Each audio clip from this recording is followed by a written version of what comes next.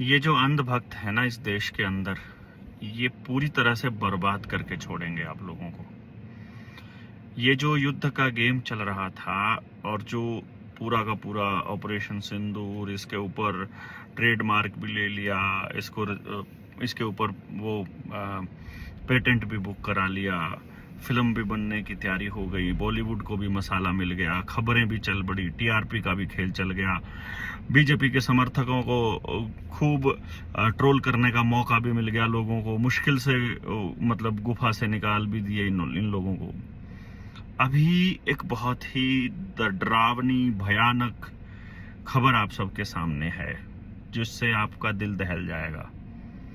2 साल पहले हमने आपको बताया था कि ये गुलाम, वर्ल्ड इकोनॉमिक फोरम का गुलाम नरेंद्र मोदी WHO के अंडर में आने वाली मतलब हेल्थ ट्रीटी को, जिसको पेंडेमिक ट्रीटी का नाम दिया है इन्होंने, उस पर साइन करने वाला है। WTO की बहुत सारी ट्रीटी ऐसी हैं, बहुत सारी संधियां ऐसी हैं जिसकी वजह से इस देश के अंदर किसानी खत्म हुई है। अब ये ट्रीटी आई है, ये अब आपके बच्चों के हेल्थ के ऊपर सीधा सीधा हमला है। इस ट्रीटी पे अगर साइन कर दिया है, 124 देशों ने इसके ऊपर साइन किया है, और इन देशों के अंदर इलेक्शन भी इसी बेसिस पर हुए थे कि इनमें जो जितवा के लाए हैं, पिछले 15 साल से जो खेल चल रहा है दुनिया भर की राजनीति में, कि वो वाले नेताओं को जिता के लाना है जो इस ट्रीटी पर साइन कर दें। वो साइन अब हो गए हैं। अब आप लोगों के सामने कोई रास्ता नहीं बचता है इस वर्ल्ड हेल्थ ऑर्गेनाइजेशन से बाहर निकलने के अलावा। भारत केवल बाहर निकल सकता है, इंडिया उससे बाहर नहीं निकल पाएगा। भारत है जो गांव में बसता है, जिसकी अपनी व्यवस्था है, हेल्थ की व्यवस्था यदि वो अपनी बनाने की कोशिश करे तो इसके ऊपर जनता सरकार मोर्चा जल जंगल जमीन जानवर रोटी बेटी माटी की लड़ाई जो लड़ रहा है, शिक्षा स्वास्थ्य न्याय राजनीति खेती धर्म में से पूंजीवाद को निकालने की कोशिश कर रहा है, वो एक बड़ा प्रयास हो सकता है। भविष्य में हम आपको बता रहे हैं, अब आपके बच्चों को वैक्सीन्स जबरदस्ती लगाई जाएंगी, स्कूलों द्वारा लगाई जाएंगी। नया करिकुलम है, जो नई एजुकेशन पॉलिसी है, उसके अंदर भी ये मेंशन है कि स्कूल सुनिश्चित करेंगे वैक्सीन्स लगाना। वैक्सीन लगे हुए लोग ही बाहर निकल पाएंगे। और वैक्सीन्स के कितने फायदे हैं, ये अगर 3 साल में भी आपको समझ में नहीं आए हैं कि नुकसान है कि फायदा है, तो फिर हमारे बताने का कोई लाभ नहीं है। अभी आप लोगों को एक काम करना है बड़े लेवल पर, वो ये है कि एक बार ये बताइए कि ये ट्रीटी साइन करके नरेंद्र मोदी ने अच्छा किया या बुरा किया। आप इसके साथ हैं कि खिलाफ हैं? आपके बच्चों को जबरदस्ती वैक्सीन लगाई जाएं कि नहीं लगाई जाएं?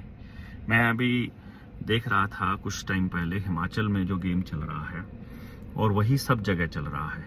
जो प्रवासी लोग हैं, यहाँ से प्रवासी लोग अमेरिका जा रहे हैं, अमेरिका से प्रवासी कहीं और जा रहे हैं, कनाडा से ऑस्ट्रेलिया, ऑस्ट्रेलिया से कनाडा, ये सबको प्रवासी और शरणार्थी बनाने की दिशा में काम कर रहे हैं। या तो नौकरी के नाम पर या बिजनेस के नाम पर लोग अपनी जगह बदल रहे हैं। ये खतरनाक सिचुएशन है, इसलिए क्योंकि यदि आप मूल जगह पर नहीं रहते हो तो शरणार्थी माने जाओगे, और शरणार्थियों के कोई अधिकार नहीं होते और वो लड़ भी नहीं पाते। अपनी मूल जगह पर ही आप लड़ पाओगे, क्योंकि आप वहां के मालिक हो, आप इस धरती के मालिक कहलाए जाओगे। यूनिवर्सल लॉ है ये। अब आप लोगों को इसके ऊपर लंबी चर्चाएं शुरू करनी पड़ेंगी, और जो रास्ता बता रहे हैं, चाहे वो स्वदेशी का रास्ता हो, चाहे वो अपने संसाधनों को मैनेज करने का रास्ता हो, या जो एक तरह से एनर्जी, जो मस्कुलर एनर्जी है, यानी कि मसल की जो एनर्जी है, उसको जो यूज करने, मांसपेशीय ऊर्जा को यूज करने का जो हम लोग कॉन्सेप्ट बता रहे थे आपको, जो बाबा नानक ने भी दिया था, कीरत का कॉन्सेप्ट, उसके ऊपर भी बहुत लंबी चर्चा करने की जरूरत है। अभी हम अपना स्टैंड क्लियर कर देते हैं कि हम इस ट्रीटी के खिलाफ हैं, और इसके ऊपर बड़ा अभियान चलाने की जरूरत है कि हमको इस ट्रीटी से बाहर आना है।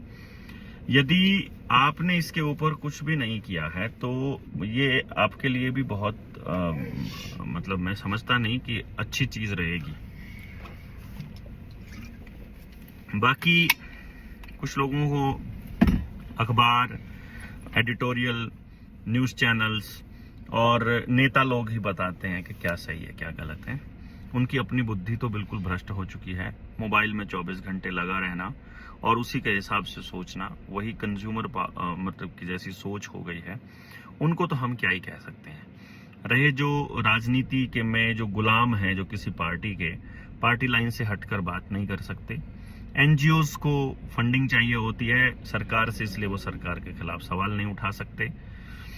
ग्रुप हाउसिंग सोसाइटीज हैं, उनके जो प्रधान हैं, जो उनके लीड करने वाले लोग हैं, उनको उस सोसाइटी की छोटी छोटी समस्याओं से ही फुर्सत नहीं मिलती है, तो रिप्रेजेंटेशन कहां से देंगे।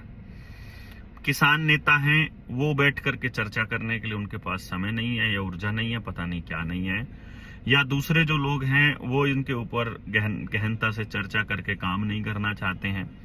खाप पंचायतें हैं, वो अपने छोटे छोटे मुद्दों को लेकर के, बड़े बड़े मुद्दों को लेकर के, एक एक मुद्दे को लेकर के वो लड़ रही हैं। उनका भरोसा भी मतलब इन सरकारों ने गेम प्लान करके तोड़ने की कोशिश की है कि जनता उनके ऊपर ट्रस्ट ना करे। अखबारों का, मीडिया का बहुत बड़ा रोल रहा है इसमें, जिस तरह के पिछले आंदोलनों में किया है। दूसरे डिपार्टमेंट में जो सरकारी कर्मचारी हैं, यदि वो कुछ बोलें जिनके ऊपर थोड़ा बहुत यकीन करते हैं, तो सरकारी कर्मचारी बोलने की ही हिम्मत नहीं करते हैं। उनको सस्पेंशन या शोकॉज नोटिस आ जाता है। वकील हैं, वो अपनी अन्याय व्यवस्था में ही उलझे पड़े हुए हैं। उनको न्याय से कुछ लेना देना है नहीं है। उनको चाहिए कि केसेस कितने ज्यादा लंबे समय तक चले, वो उतना बढ़िया है उनके लिए। जजेस जो है, उनके घरों में पैसे मिल रहे हैं। पुलिस वाले इस तरह से करते हैं कि जो खिलाफ बोले उसको उठा के उल्टा लटका दो, उसको पीट दो, उसको मार दो, कस्टडी के अंदर ही लटका दो और उनके ऊपर झूठे मुकदमे कर दो। उनको आप ड्रग्स के केस में फंसा दो, दूसरे केसेस के अंदर उनसे हाँ करवा लो। इस तरह से सारे के सारे लोग अपने अपनी लड़ाई लड़ रहे हैं। तो जो माँ बाप हैं, जो अपने बच्चों से प्यार करते हैं, वो केवल इसके ऊपर खड़े हो सकते हैं। मुझे लगता नहीं इनमें से कोई भी माँ बाप होगा, या अगर है तो उनको इतनी अक्ल होनी चाहिए कि उनको अपने बच्चों के लिए तो कम से कम लड़ना ही होगा। बाकी हम लोग अपनी कोशिश कर रहे हैं। 21 तारीख से 25 तारीख तक मैं गांव फफड़ाना में होऊंगा। आप सारे लोग, जो भी कभी किसी की बात आती है, हम आपसे मिलना चाहते हैं, कोई कहता है हमें बात करनी है, तो भाई फफड़ाना में होऊंगा मैं, गाँव में अपने। फल्गू पे ज़्यादा चांसेस रहेंगे मेरे होने के, मैक्सिमम समय मैं फल्गू पर बिताऊंगा। आप वहां आ सकते हैं, आप बात कर सकते हैं, आप चर्चा कर सकते हैं, आप अपने अपने विषयों पर, इसके ऊपर जिसने भी आकर के मिलना है आप मिल सकता है। जो गांव में टीम काम करेगी वो अलग रहेगी और जिनको मुलाकात करनी होगी वो अलग होगा। और इन विषयों पर, अलग अलग विषयों पर हम लोग चर्चा कर लेते हैं बिना किसी लाग लपेट के। तो आप कल शाम को, यानी बुधवार की शाम को आप 5 या 6 बजे तक फफड़ाना में पहुंच जाइएगा।